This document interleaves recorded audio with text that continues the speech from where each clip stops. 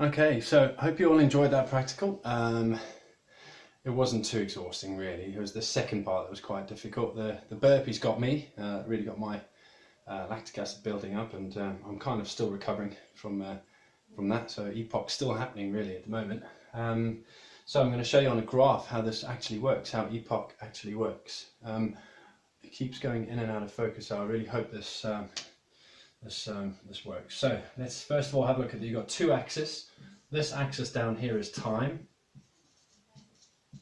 and this axis up here is the volume of oxygen. So I've put VO2. Okay, we'll learn more about VO2 as we go along. Right, so first of all, what we need to have a look at is we've got this resting sort of amount of oxygen down here, this line. That's the resting amount of oxygen that we consume, without doing any exercise. And then what we're going to have is we're going to have a point here at which exercise starts. And what you will see is that there is a line that works along, so we're going to say that that's where exercise is going to end, and then that is, so this is rest, exercise, and this is post, or we can say, let's call it recovery. Okay, so post exercise. Now what happens to your volume of oxygen as you start exercising, okay, is, and let's say that this is, we can call it, we don't have to know, we don't have to worry too much at the moment about what kind of exercise it is, whether it's anaerobic or aerobic, because even when you perform aerobic exercise, you still have an element of oxygen deficit, so you still will have an EPOC, okay?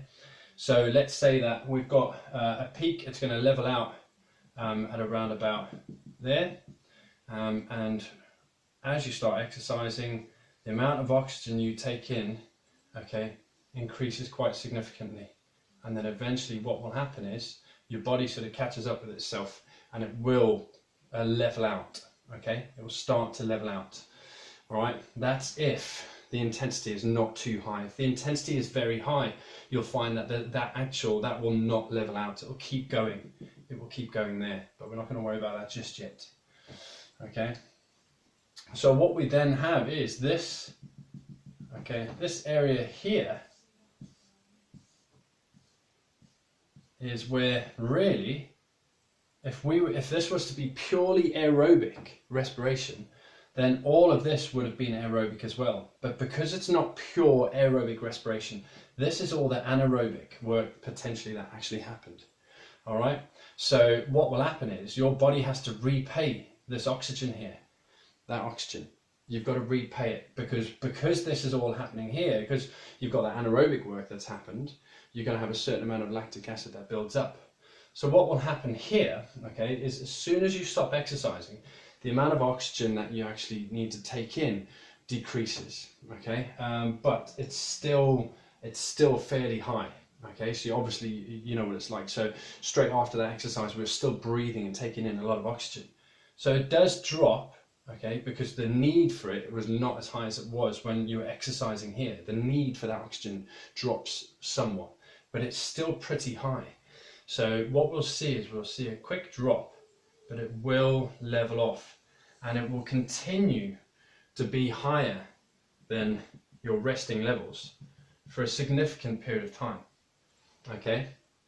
Now we've kind of got two parts to the EPOC really. That first bit there, that first part there, and you don't really have to know this too much, but that first part is repaying all what we call the muscle glycogen and the ATP. And the oxygen that you keep in your muscles, which is called myoglobin. So you've got hemoglobin in the blood that carries oxygen, you've got myoglobin in your muscles that carries oxygen. Okay, but in summary, what the EPOC is doing, what the function is it's repaying the oxygen debt, which is this, O2 debt, or sometimes referred to as deficit.